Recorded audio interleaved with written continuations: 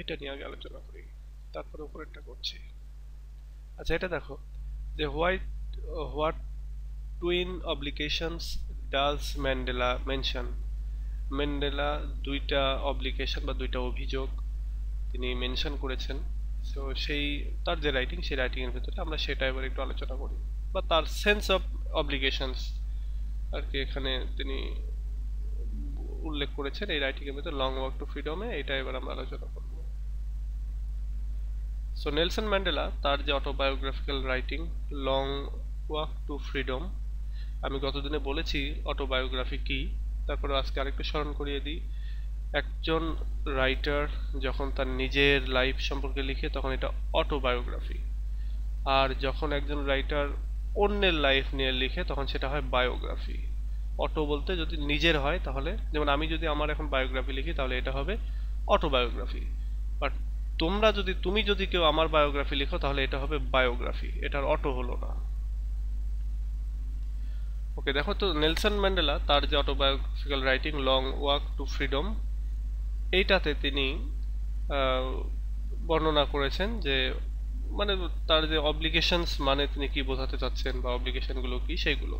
তার মতে একজন মানুষের দুইটা অব্লিগেশনস থাকে, এবং অব্লিগেশনস তার ফ্যামিলির প্রতি, মানে বাধ্যবাধকতা আর কি, এখানে অভিযোগ ঠিক না, বাধ্যবাধকতা বা তার দায়িত্ববোধ, এরকম রেসপন্সিবিলিটি। এটা একটা মানুষের অব্লিগেশনস থাকে হচ্ছে তার ফ্যামিলির প্রতি, তার প্যারেন্টসদের প্রতি, তার ওয়াইফ, তার চিলড্রেন, এগুলোর প্রতি অব্লিগেশনস থাকে।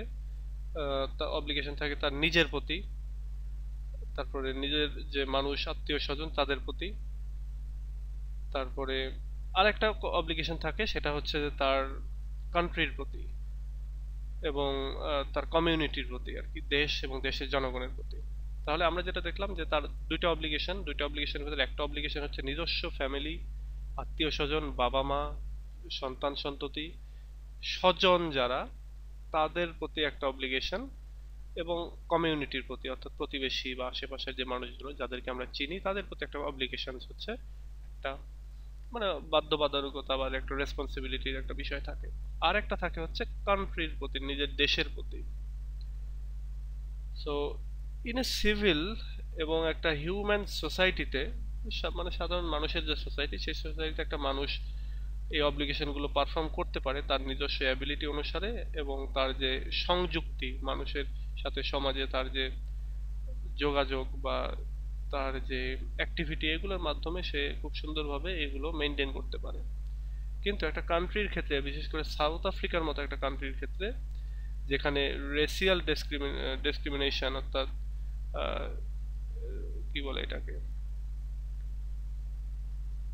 রেসিয়াল ডিসক্রিমিনেশন মানে কি, বর্ণ প্রথা আর কি, বর্ণ বৈষম্য যেখানে রয়েছে, সেই বর্ণ বৈষম্য বা জাতপাতের যে বিষয়টা যেখানে রয়েছে, যেখানে প্রিভেইল করতেছে সাউথ আফ্রিকার মতো এরকম একটা কান্ট্রিতে, এটা অলমোস্ট ইম্পসিবল ছিল যে একজন ব্ল্যাক মানুষ হয়ে এই এই জাতীয় অব্লিগেশনগুলো, বিশেষ করে দেশের প্রতি যে বাধ্যবাধকতা বা রেসপন্সিবিলিটি, সেগুলো ফুলফিল করা আসলে খুবই কঠিন ছিল।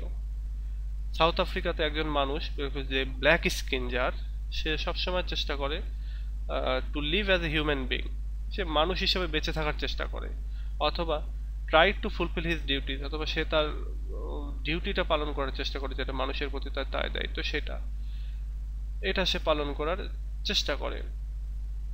এবং এটা হচ্ছে ওই সমস্ত লোকদের প্রতি যাদেরকে শাস্তি দেওয়া হয়, হোয়াইট রুলাররা যাদেরকে শাস্তি দেয় তাদের প্রতি। তারপরে driven away from his family, অথবা ফ্যামিলি থেকে যাদেরকে তাড়িয়ে দেওয়া হয়, অথবা একজন আন্ডারগ্রাউন্ড বিদ্রোহী হিসেবে যাদেরকে বেঁচে থাকতে হয় তাদেরকে সার্ভ করতে হয় আর কি। মানে এখানে যেটা বলছে, সাউথ আফ্রিকাতে একজন ব্ল্যাক স্কিনের যে মানুষ, সে সবসময় মানুষকে হেল্প করতে চায়। সেই হেল্পটা কি ধরনের হেল্প?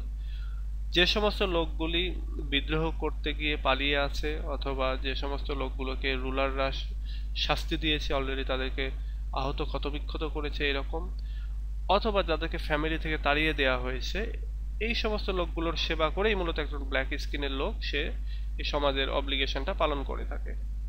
মানে ব্যাপারটা এরকম যে বাড়ি থেকে তাড়িয়ে দেওয়া বলতে, সাউথ আফ্রিকার ব্যাপারটা এরকম ছিল যে এখনো আছে। সাউথ আফ্রিকা সারা বিশ্বের মধ্যে যদি বর্ণ বৈষম্যের কথা বলো, তো সাউথ আফ্রিকা একেবারে প্রকাশ্য একবার প্রবল অবস্থা এখনো আছে। এই যে এবার যে বিশ্বকাপ গেল, যাচ্ছে আর কি, যে টি-20 বিশ্বকাপ, এই বিশ্বকাপেও যেমন সাউথ আফ্রিকার প্লেয়ার কুইন্টন ডি কক এ নিজেই হচ্ছে রেসিয়াল যে সেই বিষয়টা শো করেছে, পরে অবশ্য ক্ষমা চেয়েছে। সো এই যে সাউথ আফ্রিকাতে ব্যাপারটা এরকম ছিল যে তুমি ধরো তোমার ফ্যামিলিতে সবাই সাদা চামড়া, সামহাও তুমি ব্ল্যাক হয়েছো এবার, অথবা তোমার ফ্যামিলিতে তোমার আব্বা সাদা, তোমার আম্মাকে হয়তো ব্ল্যাক বিয়ে করে এনেছে, বা বা ভাইস ভার্সা যদি হয়, তাহলে সেখান থেকে তোমরা যারা ব্ল্যাক হবে তাদেরকে সরকারের চাপে হোক সমাজের চাপে হোক অনেক সময় বাড়ি থেকে বের করে দেওয়া হয়, বের করে দিতে হয়। সো এই যে এদের সেবা করেও আর কি একজন ব্ল্যাক মানুষের আহ, সমাজের প্রতি যে দায় দায়িত্ব সেগুলো আর কি পালন করতে হয়। So as for his personal experience, ম্যান্ডেলার ক্ষেত্রে পার্সোনাল এক্সপিরিয়েন্স যেটা, সেটাতে তিনি দেখেছেন যে তিনি যখন মানুষের সার্ভিস করতে গেছেন, মানুষকে সেবা দিতে গেছেন, তিনি তার কাজের বিভিন্নভাবে বাধাগ্রস্ত হয়েছেন, বিশেষ করে তার ফ্যামিলির প্রতি যে অব্লিগেশনস গুলো সেগুলো যখন পালন করতে গেছেন সেগুলো। সিমিলারলি তিনি যখন কমিটমেন্ট করেছেন মানুষদের কাছে, এবং সাউথ আফ্রিকার মিলিয়নস মিলিয়নস যে পিপুল যারা রয়েছে তাদের কাছে যখন তিনি কমিটমেন্ট করেছেন, তিনি দেখেছেন যে তিনি অনেক ভালোবাসা পেয়েছেন, তারপরে তিনি অনেক লাভ পেয়েছেন, বা মানে বেস্ট উইশ, যেটা শুভকামনা পেয়েছেন। মানে এখানে বলতেছেন যে এই ব্ল্যাক হওয়ার কারণে তিনি তার নিজস্ব আত্মীয় স্বজন পরিমণ্ডল বা তার নিজস্ব কমিউনিটিতেই তিনি হচ্ছে অনেক বাধাগ্রস্ত হয়েছেন। অন্যদিকে তিনি যখন সাধারণ মানুষের, তার স্বজনের বাহিরে যখন কারো এই হচ্ছে কারোর প্রতি দায়িত্ব পালন করতে গেছেন, কাউকে সার্ভ করতে গেছেন, তখন তিনি সাধারণ মানুষের অনেক ভালোবাসা পেয়েছেন। সো এটাকে আরেকভাবে বলা যায় যে যখন তার দায়িত্ব ফুলফিল করতে গেছেন, তিনি ইম্পর্টেন্স দিয়েছেন সাধারণ মানুষদেরকে এবং এই তার ফ্যামিলির মেম্বারদের চাইতে। তাহলে এখানে আমরা যেটা দেখতে পেলাম সেখানে হচ্ছে তিনি এখানে দুইটা, মানে এখানে টুইন অব্লিগেশনস বলতে দুইটা যে দায় দায়িত্ব, দুইটা যে দিক দায় দায়িত্বের, সেটা তিনি বলছেন। একটা হচ্ছে আহ দায় দায়িত্ব থাকে তার ফ্যামিলি, আত্মীয় স্বজন, বাবা মা, কমিউনিটি, এদের উপরে। আরেকটা হচ্ছে দেশের উপরে। দেশ বলতে কি এই আত্মীয় স্বজনের বাহিরে যে মানুষগুলো সেইগুলোর প্রতি।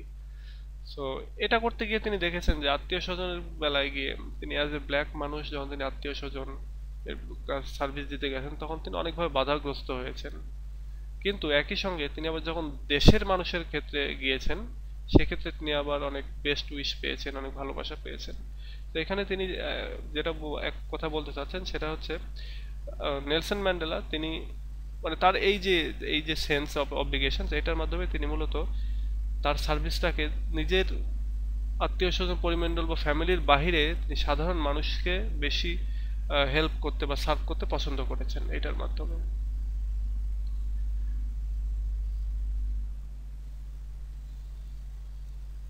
আচ্ছা, এই আইডিয়া কি ক্লিয়ার হলো তোমাদের? টুইন অব্লিগেশনস,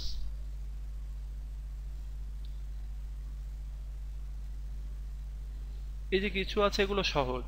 স্যার, হুম। স্যার আর এই অব্লিগেশনটা শুধু কি মানে সাদা চামড়াদের জন্য ছিল? না, ব্যাপারটা এটা না। এটা হচ্ছে একজন সাদা চামড়া যা ইচ্ছা তাই করতে পারে, কোনো বাধা বিপত্তি নাই। হ্যাঁ, সাদা চামড়াদের জন্য সাউথ আফ্রিকা স্বাধীন। বাট ব্ল্যাক চামড়ার যারা, ব্ল্যাক স্কিন যারা, তাদের জন্য পদে পদে বাধা। হ্যাঁ, এই বাধাগুলো অনেক সময় তার ফ্যামিলির মধ্যে থেকে আসে, অনেক সময় তার কমিউনিটি, আত্মীয় স্বজন, প্রতিবেশী, এদিক থেকে আসে। মানে এখন তুমি যখন বাধাগ্রস্ত হতে যাবা, তোমাকে তো আর দূরের দেশের দূরের লোক এসে তোমাকে বাধা দিবে না, তোমার আশেপাশের লোকজনই তো তোমাকে বাধা দিবে। তো এই ঘটনাটাই তার ক্ষেত্রে ঘটেছে, এবং তিনি যখন নিজের মানুষদেরকেই সার্ভ করতে গেছেন, মানে হয় না যে পাড়ার লোকে পাড়ায় ভিক্ষা পায় না, একটা কথা আছে না? তো এখানে ভিক্ষা পাওয়াটা না, এখানে মূলত তিনি ভিক্ষা দিতে গেছেন, মানে সার্ভিসটা দিতে গেছেন আশেপাশের লোকজনদেরকে। কিন্তু সেখানে দিতে গিয়ে তিনি বিভিন্নভাবে বাধাগ্রস্ত হয়েছেন। যখন তিনি পুরো সামগ্রিক, মানে পুরো দেশের হয়ে কাজ করতে যখন গেছেন, তিনি সেখানে তেমন অনেক ভালোবাসা পেয়েছেন এবং বেস্ট উইশ পেয়েছেন, এটা বলছে আর কি।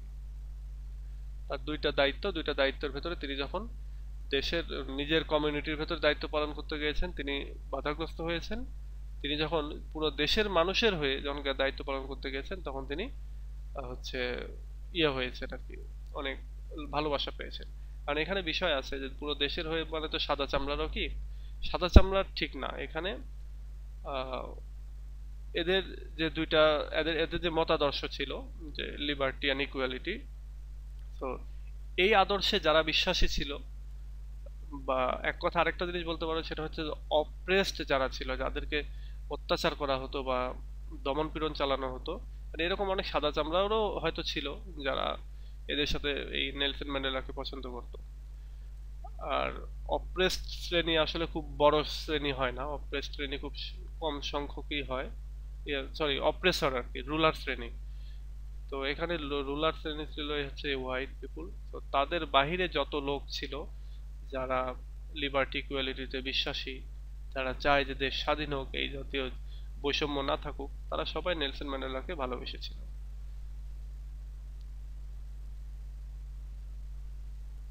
তিনি তার এই সার্ভিসটা শুরুতে তিনি তার লোকালয়ে, তার কমিউনিটি, তার আত্মীয় স্বজনের ভিতরে যখন তিনি জানাতে গেছেন, তিনি বাধা বিপত্তির মধ্যে পড়েছেন।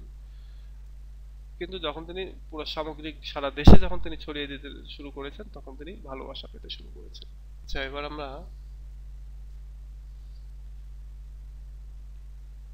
আরেকটা প্রশ্ন নিয়ে আলোচনা করব, সেটা হচ্ছে যে একটু ঠিক ওপরেরটাই এটা, describe the historical significance in I have a dream. I have a ড্রিমের ভেতরে কি হিস্টোরিক্যাল সিগনিফিকেন্স রয়েছে সেটা। এটা আসলে আমি কোনো শর্ট কোশ্চেন পাইনি, এটা একটু বড় কোশ্চেন থেকে আমাদেরকে চিন্তা করতে হবে এবং ওইটাকে শর্ট করে ফেলতে হবে। সো এটার ক্ষেত্রে এরকম যে আই হ্যাভ এ ড্রিম হচ্ছে ফেমাস একটা স্পিচ, এবং এখানে মার্টিন লুথার কিং তার যে বিখ্যাত স্পিচটা সেটা তিনি দিয়েছেন 28 অগাস্ট 1963 সালে, ঠিক এই আব্রাহাম লিঙ্কনের 100 বছর পরে। মাথায় রেখো এটা, আব্রাহাম লিঙ্কন 1863 সালে তিনি গেটিসবার্গ অ্যাড্রেসের ইয়েটা দিয়েছিলেন, ঠিক তার 100 বছর পরে এসে তিনি এই মার্টিন লুথার কিং তিনি তার এই আই হ্যাভ এ ড্রিম এটা তিনি বলছেন।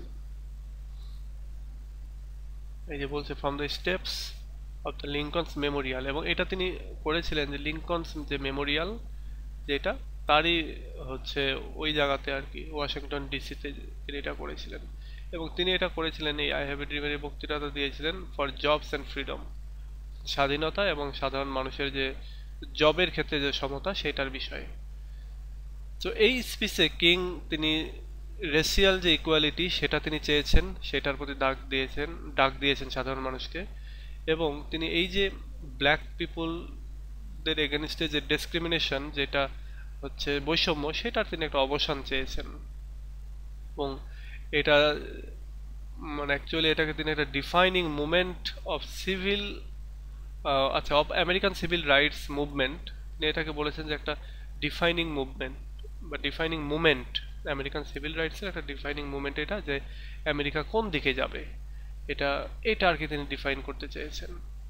এবং তিনি এটা ডেলিভার করেছেন প্রায় 2 লক্ষ মানুষের সামনে, সাধারণ মানুষ যারা সিভিল রাইটসের সাপোর্টার ছিল, অর্থাৎ সবার সমান অধিকার থাকবে এরকম একটা বিষয় যাদের যারা সাপোর্টার ছিল, তাদের সামনে তিনি এই আই হ্যাভ এ ড্রিম স্পিচটা ডেলিভার করেন।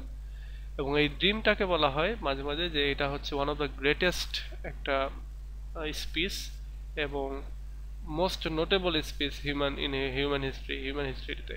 আমি তোমাদেরকে একটা বলি যে হিউম্যান হিস্ট্রিতে যদি স্পিচগুলোকে আলোচনা করতে যাও, তাহলে গেটিসবার্গ অ্যাড্রেস, তারপরে আই হ্যাভ এ ড্রিম, তারপরে আমাদের যে বঙ্গবন্ধুর যে স্পিচ, এগুলো কিন্তু খুবই নোটেবল। এগুলো খুবই নোটেবল। আর বঙ্গবন্ধুর যে স্পিচ সেটা তো মনে হয় গিনেস বুকে না ইউনিসেফের কোন যেন একটা ইয়েতে মানে রেকর্ড হয়েছে। সো তার মানে এখন আমরা যেটা বলতে পারি যে এই স্পিচটাও এই দুইটা স্পিচের মতোই। তবে এই দুইটা স্পিচে যেমন আই হ্যাভ এ ড্রিম বা গেটিসবার্গ অ্যাড্রেসের ড্রিমের যে ফলাফল সেটা কিন্তু পজিটিভ হয়নি, বা এটা কিন্তু ওরকম হয়নি আর কি যেটা তারা চেয়েছে। বাট 71-এ যে বঙ্গবন্ধুর যে স্পিচটা সেটা কিন্তু সেটাতে মানুষ কাজ করেছে এবং সেটার রেজাল্ট হয়েছে।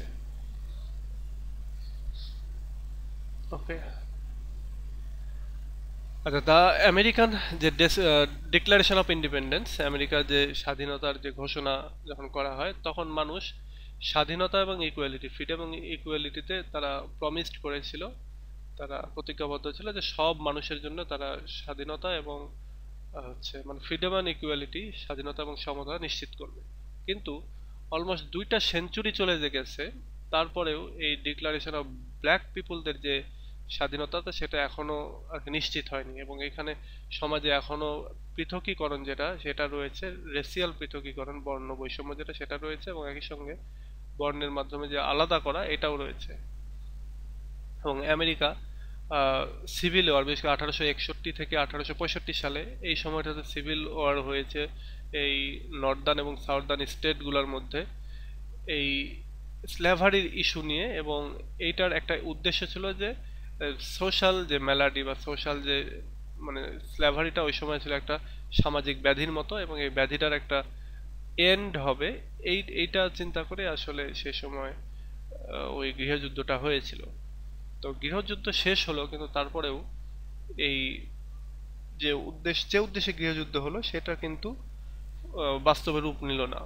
লিঙ্কন তিনি আমেরিকার ফেমাস যে গেটিসবার্গ অ্যাড্রেস এটা তিনি ডেলিভার করলেন 1863 সালে, এবং তিনি ওয়েলকাম জানালেন যে a new birth of freedom, ফ্রিডমটা নতুনভাবে জন্মগ্রহণ করলো, সেটাও তিনি বললেন। এবং এইখানে তিনি অনেকগুলো পয়েন্ট ইমার্জেস করেছিলেন, এবং যেটাকে সিভিল ওয়ার থেকে আর কি তিনি বেশ কিছু পয়েন্ট বের করেছিলেন এবং সেই বিষয়ে তিনি কথা বলেছিলেন। কিন্তু আমেরিকা যেটা ঘটলো যে পরবর্তীতে আবার যে অবস্থায় ছিল আগে সেই অবস্থাতে ফিরে গেল। তারা ফ্রিডম এবং ইকুয়ালিটির যে বিষয়টা ছিল, যেটা সিটিজেনদের জন্য হচ্ছে তারা গ্যারান্টিড করবে, সেটা তারা করতে ব্যর্থ হয়। এবং এইখানে মার্টিন লুথার কিং তার যে বিখ্যাত এই ঘোষণা মানে স্পিচটা সেটা তিনি দেন। আচ্ছা, সো এইখানে এই যে একটা জিনিস যেটা হিস্টোরিক্যাল যে সিগনিফিকেন্সের কথা বলা হচ্ছে, যে হিস্ট্রির যে বিষয়টা সেটা হচ্ছে যে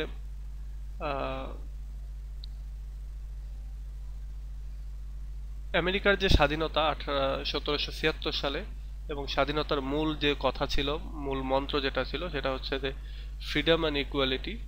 সো এইটাতে প্রতিজ্ঞাবদ্ধ হয়ে মানুষ যুদ্ধে ঝাঁপায় পড়লো, যুদ্ধ করলো এবং স্বাধীনতাকে ছিনিয়ে নিয়ে আসলো।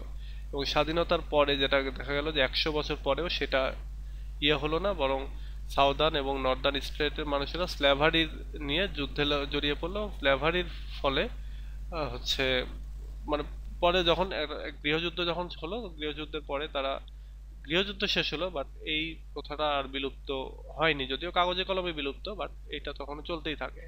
এবং তার ঠিক 100 বছর পর আব্রাহাম যেটা আব্রাহাম লিঙ্কনের গেটিসবার্গ অ্যাড্রেসের 100 বছর পরে এসে মার্টিন লুথার কিং জুনিয়র তিনি আই হ্যাভ এ ড্রিম এটা করছেন, এবং এখানে তিনি 3টা জিনিসকে যোগসূত্র এখানে করছেন। এক, স্বাধীনতার হচ্ছে যেটা 1776 সালে স্বাধীনতার যে ইমানসিপেশন বা স্বাধীনতার যে ইস্তেহার সেটার কথা তিনি উল্লেখ করছেন, সেটা নিয়ে যে লিঙ্কন কাজ করেছেন 100 বছর আগে সেটা তিনি বলছেন। এবং এই 100 বছর পরে এসে 1863 সালে এসে তিনি একই কথা বলছেন, সিভিল রাইটস বা হচ্ছে ব্ল্যাক পিপুলদের যে সমতা এটার কথা বলছেন। কাগজে কলমে দাস প্রথা বিলুপ্ত হয়ে গেছে, বাট ব্ল্যাক পিপুলদের যে স্বাধীনতা সেটা এখনো আসেনি। তো এটার মাধ্যমে তিনি মূলত এই হচ্ছে আই হ্যাভ এ ড্রিমের যে একটা সিগনিফিকেন্স রয়েছে, হিস্টোরিক্যাল সিগনিফিকেন্স, এইটাই হচ্ছে এইভাবে তিনি প্রকাশ করছেন। এই প্রশ্নটা আমরা এইভাবে আর কি লিখতে পারি।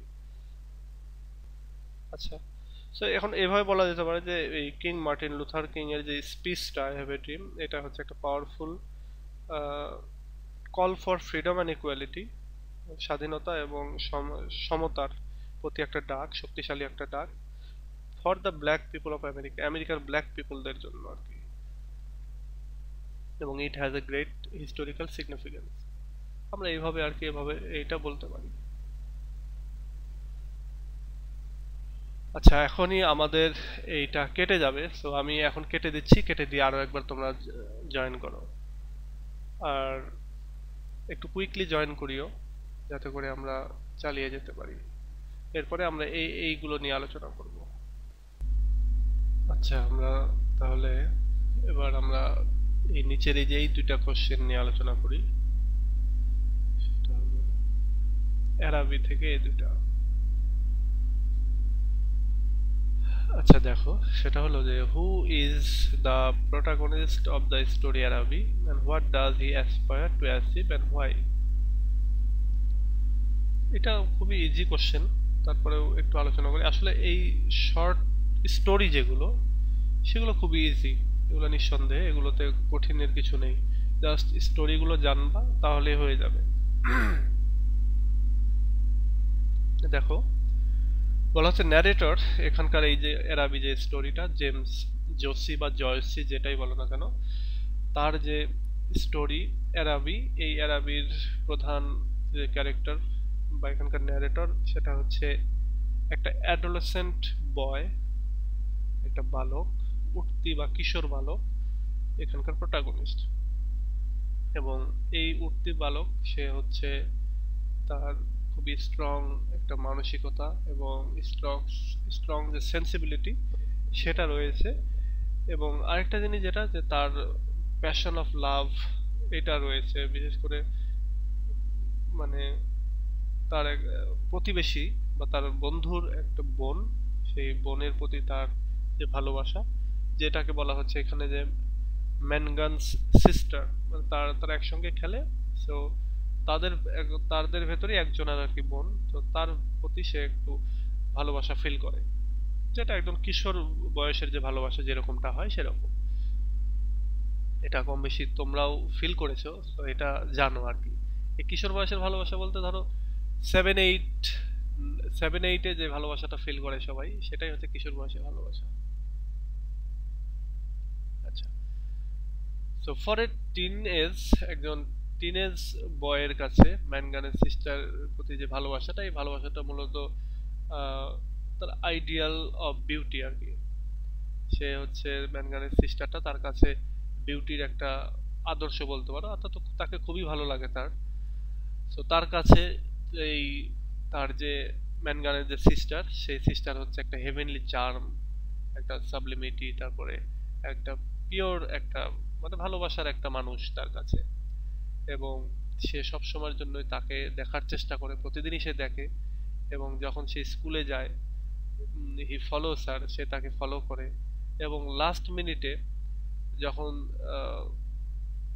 passes by her so that she sees him, এবং শেষ মিনিটে স্কুলে হয়তো তাকে ফলো করে, এবং ফলো করতে করতে একবার শেষ মুহূর্তে এসে সে তখন তার যে কিশোরী প্রেমিকা তার সামনে দিয়ে যায়, যাতে করে হচ্ছে তার সাথে একটু দেখা হয়ে যায়, বা সে যাতে ফিল করে যে হ্যাঁ, তার বয়ফ্রেন্ড তাকে ফলো করছে আর কি। She is more like a deity to him, এবং তার কাছে এই মেয়েটা একটা দেবতার মতো, পরীর মতো। এবং এটা হিউম্যান বিং না, ফ্লেশ অফ ব্লাডের যে হিউম্যান বিং সেটা না, বরং তার কাছে একটা পরী বা একটা ডেইটি। আচ্ছা, একদিন এই মেয়েটা কথা বলল এই ছেলেটার সঙ্গে, সি স্পিক্স টু হিম, তার সাথে কথা বললো এবং বললো অ্যারাবির ব্যাপারে। এবং ছেলেটা তখন বলল যে, মানে ছেলেটা দেখলো যে আচ্ছা, এটা তার হৃদয়টাকে জয় করার, তাকে ভালোবাসার কথা বলার একটা অপরচুনিটি হতে পারে।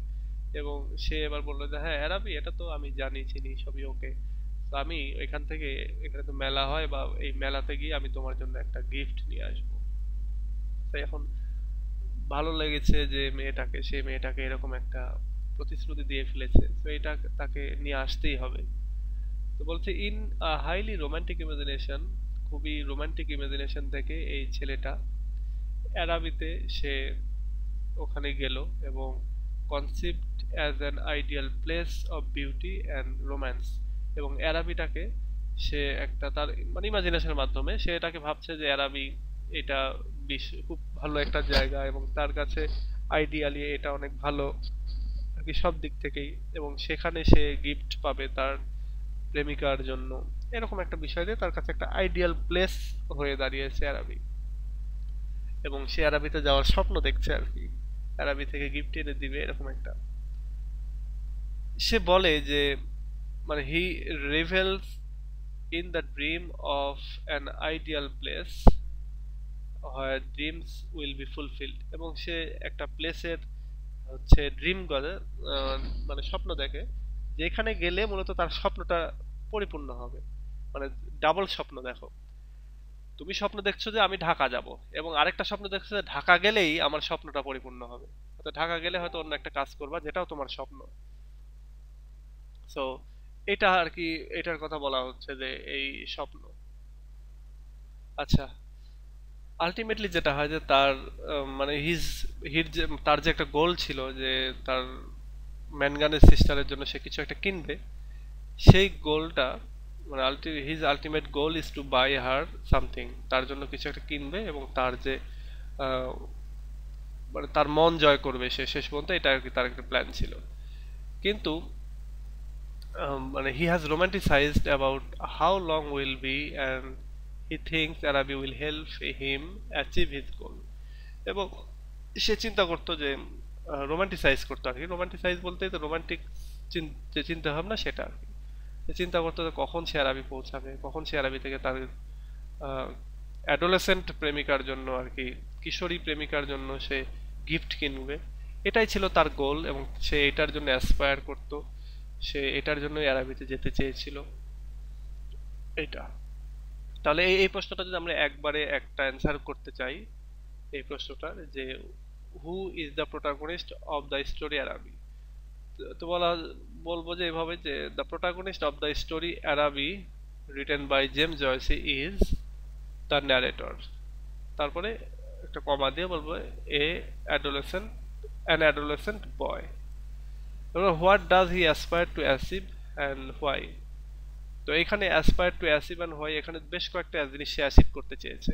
একটা অ্যাচিভ করতে চেয়েছে তার যে কিশোরী প্রেমিকা তার মন, এবং এই মনটাকে অ্যাচিভ করতে গিয়ে সে একটা গিফট দিতে চেয়েছে তাকে, এবং এই গিফট সে দিতে চাওয়ার কারণে সে অ্যারাবিতে যেতে চেয়েছে, অ্যারাবিতে গিয়ে ওই গিফটটা কিনতে চেয়েছে সে। কিন্তু যেটা হয় যে সব শেষে তার কোনোটাই আর করা হয়নি, মানে অ্যারাবি থেকে তার আর ফেরা হয়নি ওই জিনিসগুলো নিয়ে। এবং আমরাও পরবর্তী তার ম্যানগানের সিস্টারের যে ভূমিকা বা তার সাথে কোনো দেখা হয়েছিল কিনা, কথা হয়েছে কিনা এই ব্যাপারে, এটাও আমরা আর জানতে পারিনি। আচ্ছা, তাহলে এখানে আমরা এটাই বলবো যে তার যে গোল ছিল অ্যারাবিতে যাওয়া, অ্যারাবিতে গিয়ে একটা গিফট কেনা তার ম্যানগানের সিস্টারের জন্য, এবং সেই গিফটটা তাকে দেয়া এবং তার হৃদয়টা জয় করা, এটাই তার হচ্ছে, সে এটার ব্যাপারে অ্যাসপায়ার্ড করতো আর কি।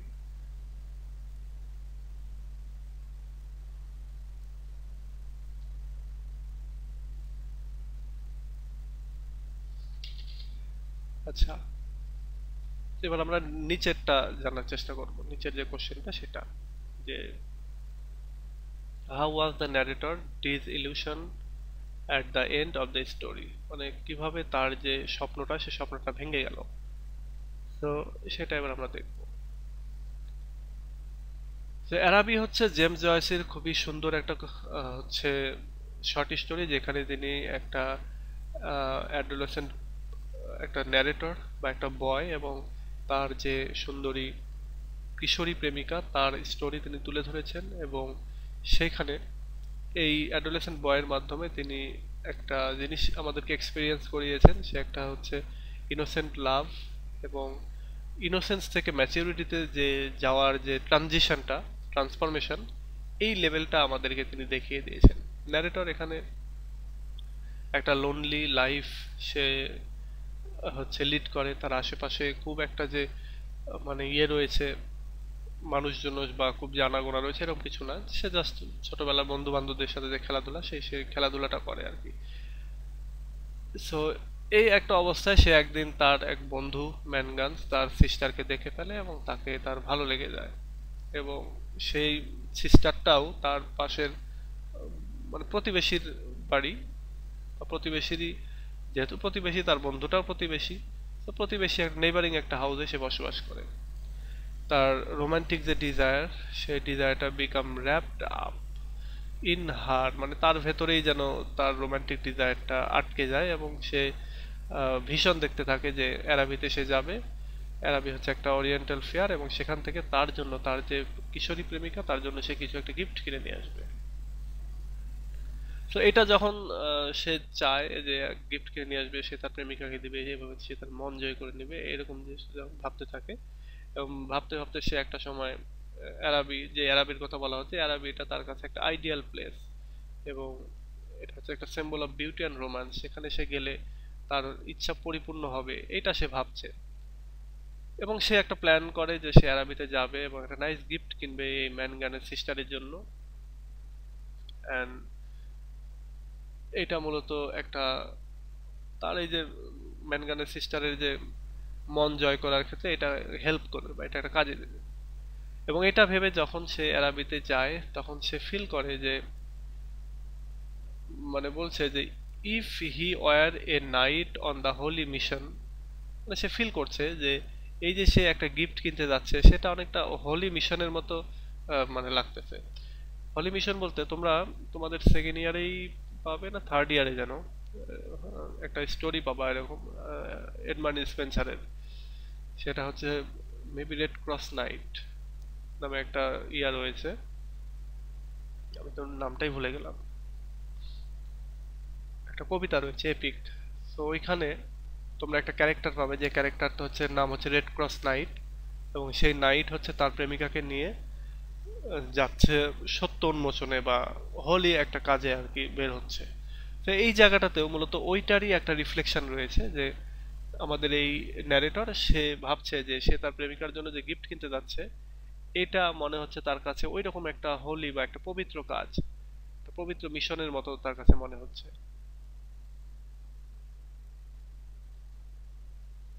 But when he arrives at the বাজার, যখন সে বাজারে পৌঁছালো সে শকড হয়ে গেল যে তার সেই যে বাজার আলো ঝলমলে খুব সুন্দর চকচকে হওয়ার কথা, কিন্তু সেটা সে যেতে যেতে একটু লেট করে ফেলেছে, এবং সেখানে যেতে যেতে সেই জায়গাটা অনেকটা তোমার ইয়ে হয়ে গেছে আর কি, বন্ধ হয়েছে গেছে অনেক কিছুই, অনেক দোকানপাট আলো টালো নিভিয়ে দিয়েছে। হ্যাঁ, কিন্তু বাট এ কমন বাজার অফ চিপ মার্চেন্ডাইজ, এবং এইখানে সে আইডিয়াল প্লেস ভেবেছে, প্লেস অফ এনচানমেন্ট, একটা জাদুর মতো একটা জায়গা এরকম ভেবেছে, কিন্তু সে দিয়ে দেখছে যে ওই একই, মানে সাধারণ যে সস্তা যে জিনিসপাতি বিক্রি হয় এমনি সাধারণ যে বাজার সেরকমই।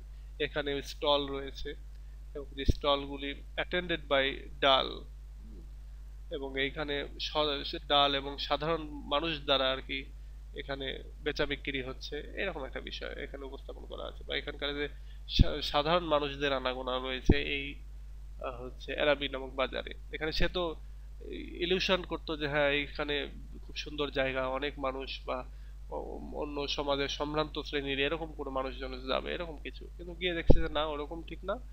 বা আরেকটা জিনিস যেটা হচ্ছে তার তো আইডিয়াল প্লেস, বিশেষ করে ভালোবাসার জিনিস এখানে রয়েছে, সো এখানে গেলে হয়তো সে ভালোবাসার কোনো একটা কিছু পাবে, ইন্সপায়ার্ড হবে আরো। বাট সেখানে সেখানে গিয়ে দেখলো যে তার যে রোমান্টিক ফ্যান্সি গুলো ছিল, রোমান্টিক যে কল্পনাগুলো ছিল ভালোবাসার ব্যাপারে এবং বিউটির ব্যাপারে, সেগুলো সবই ভেঙে গেল। সে বুঝতে পারলো যে তার যে আইডিয়াল বিউটির যে সার্চ বা যে খোঁজ করাটা, এবং রোমান্টিকের রোম্যান্সের যে খোঁজ করাটা, সেটা আর ফুলফিল হবার নয় আর কি, মানে এই ওয়ার্ল্ডে হি লিভস দ্য প্লেস, এবং সে ওখান থেকে চলে আসলো এবং ডিসঅ্যাপয়েন্টেড হলো। But with an experience of that offers his maturity, এবং সে এই যে জিনিসটা যে এক্সপেরিয়েন্স করে আসলো এবং ঘুরে আসলো, এটা তাকে একটা ম্যাচুরিটি দিল, এবং সে বুঝতে পারলো যে আসলে রিয়েল ওয়ার্ল্ডটা কি আর ইমাজিনেটিভ ওয়ার্ল্ডটা কেমন।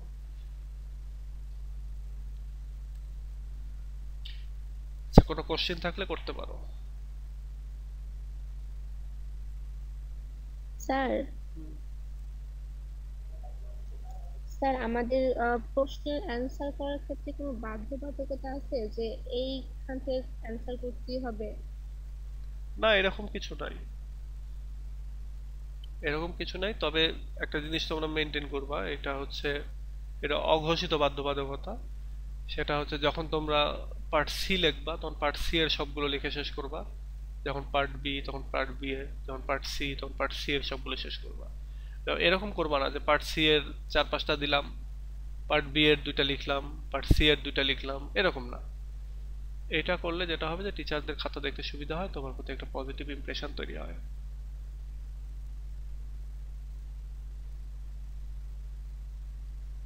একটা জিনিস হচ্ছে পার্ট সিতে 8টা দেয়া থাকবে, ওখান থেকে 5টা লিখতে হবে। তো এখানে কোনো বাধ্যবাধকতা নাই। আবার পার্ট বিতে এরকমই, পার্ট এতেও এরকমই। ওকে, আমরা শুরুতে এই প্রথম প্রশ্নটা পড়ি যে what was the first impression about the lady guest.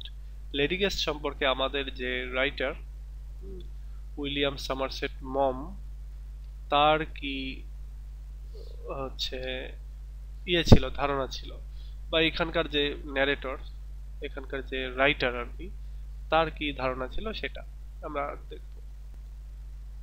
আচ্ছা, এখানে দেখো, এই যে এখানে দালানচিয়ন, এখানে একজন রাইটার, কম বয়সী রাইটার, সে বিভিন্ন জায়গা থেকে বিভিন্ন মানুষের অ্যাপ্রিসিয়েশন পায়।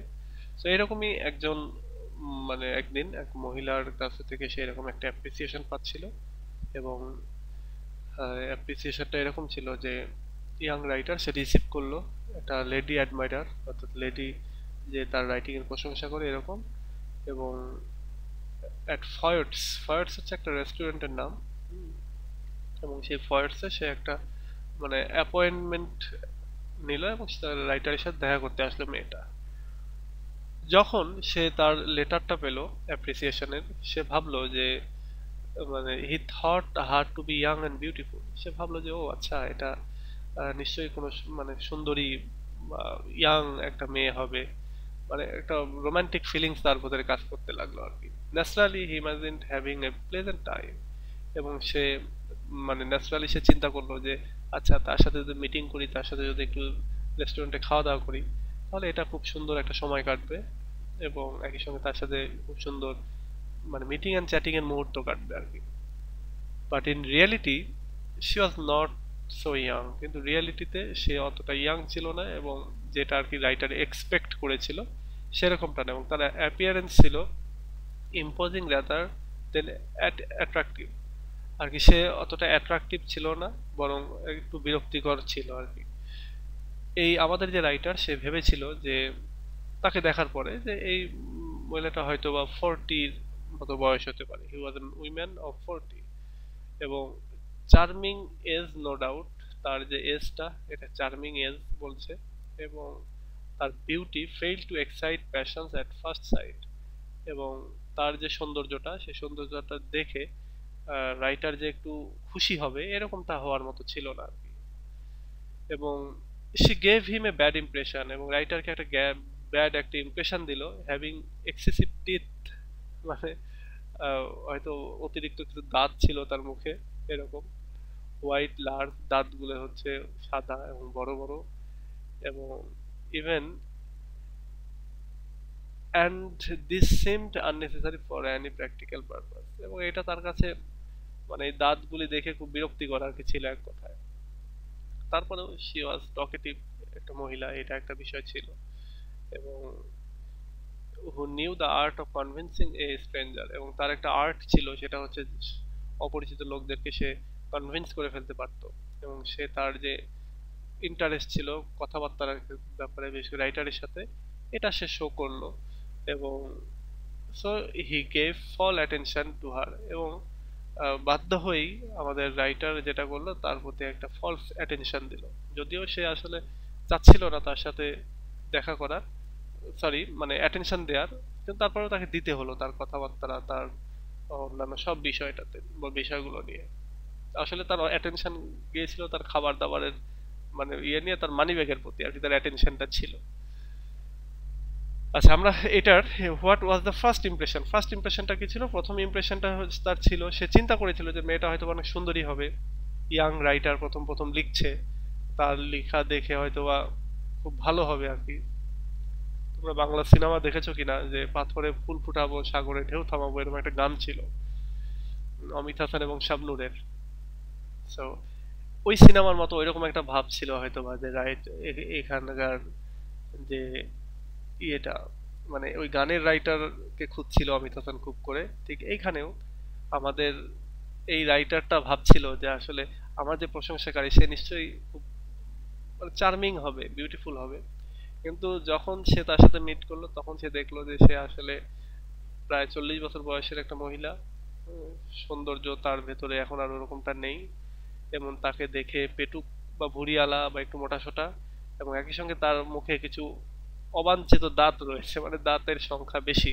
অর্থাৎ আমরা যেটা বলি না যে ব্যার দাঁত বা বার দাঁত আমরা বলে থাকি, এরকম অতিরিক্ত দাঁত এবং সাদা লার্জ বড় আকারের দাঁত।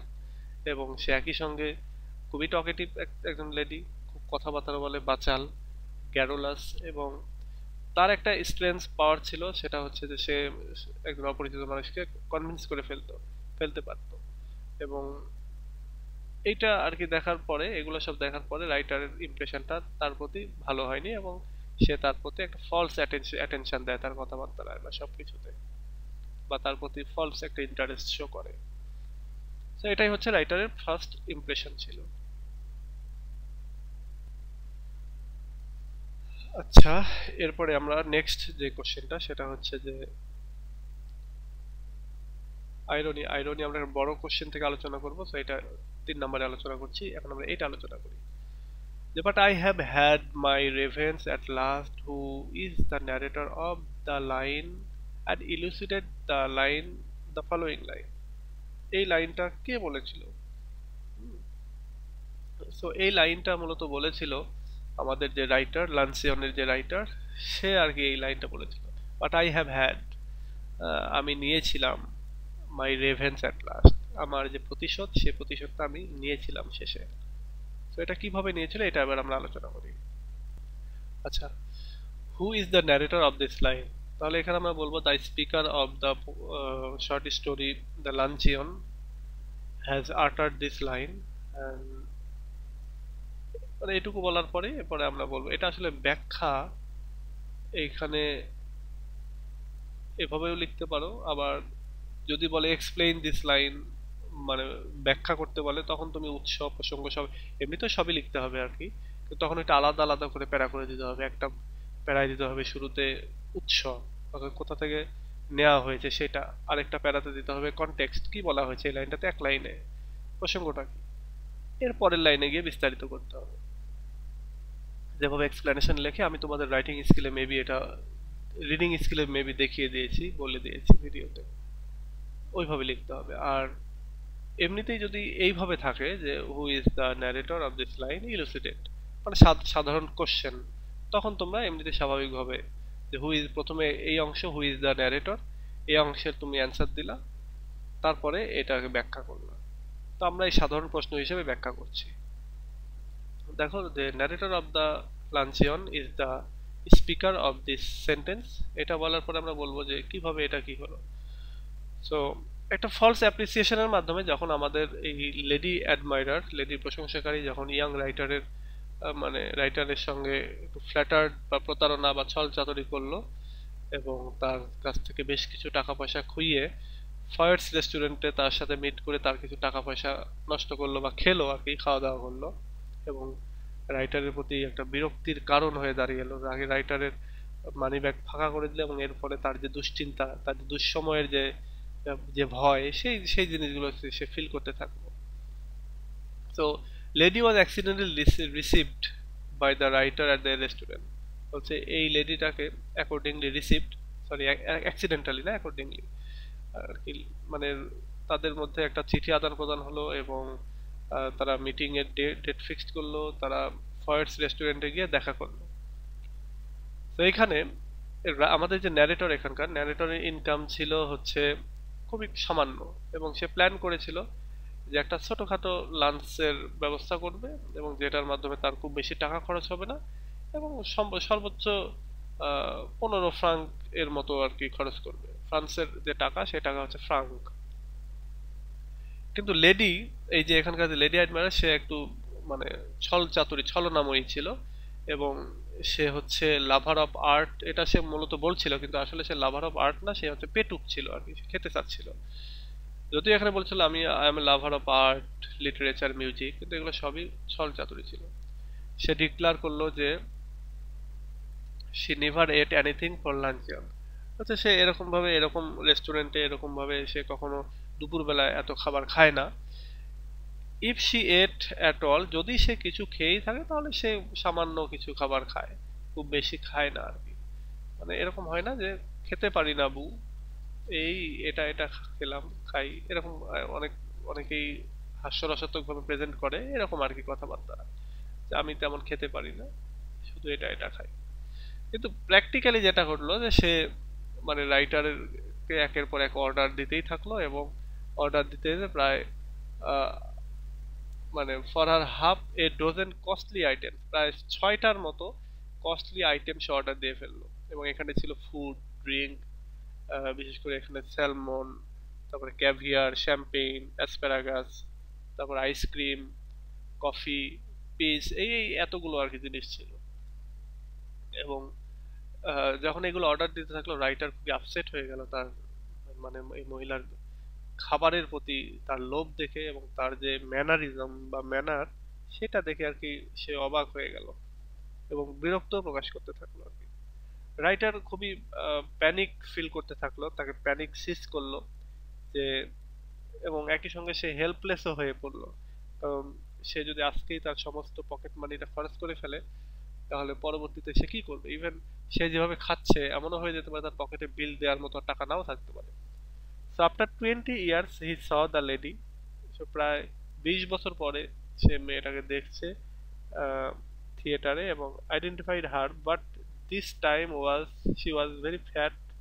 কিন্তু এই সময়টাতে, এই 20 বছর পরে এসে এই মহিলাটা খুবই আহ, কি বলে, খুবই মোটা একটা মেয়ে। সে চিন্তা করেছিল যে শি মাইট বি, মানে আচ্ছা, she might weight 21 stone equal or, মানে সে আর কি চিন্তা করছিল যে এর ওজনটা কত হতে পারে, এখন তো মোটা হয়ে গেছে, কত হতে পারে। তাতে দেখা গেল যে 221 স্টোন বলতে এটা প্রায় 294 পাউন্ডের সমান। 294 পাউন্ডের ওজনের মতো হবে। এবং he was pleased to think that the immortal gods had punished her on behalf আচ্ছা, এবং রাইটার সবশেষে নিজেকে সান্ত্বনা দিচ্ছিল যে আমারও এত টাকা খেলো বা খেয়েছে, তো এটা ঠিকই হয়েছে, সে যে এত মোটা এত ফ্যাট হয়েছে, এটা মূলত গডই তাকে এই শাস্তিটা দিয়েছে, যে তুই এভাবে খাস, তো আমার মতো এরকম আরো অনেকেরই হয়তো খেয়েছে, তো খেয়ে খেয়েই তার এরকম মোটা হয়েছে। এবং একটা মানুষ যখন এরকম আনলিমিটেড মোটা হয়, তখন তার কিন্তু চলাফেরা সবকিছুতে একটা সমস্যার তৈরি হয়। তো এটাকে তিনি একটা পানিশমেন্ট হিসেবে চিন্তা করছেন। এবং রাইটার বলছেন যে আমি এভাবে খাইয়েই তার সাথে, মানে তাকে খাওয়া মানে খাবার খাইয়ে তার তার আমি প্রতিশোধ নিয়ে নিলাম। এবং সে যে আমার সাথে ছল চাতুরি করলো, এটা আমি বেশি খাইয়ে তাকে আমি প্রতিশোধ নিলাম। এটা বলছে thus the writer had his revenge upon the lady admirer. Lady অ্যাডমাইরারের উপরে এইভাবে তিনি প্রতিশোধটা নিলেন, এবং for the wrong done to him 20 years এগো, এবং 20 years এগো তার সাথে যে রং ডান করেছিল সেটার জন্য। রং ডান বলতে ওই যে একটা ফলস লেটার দিয়েছিল, সেটার কথা বলছে। আচ্ছা, তোমাদের কোশ্চেন আছে কোনো?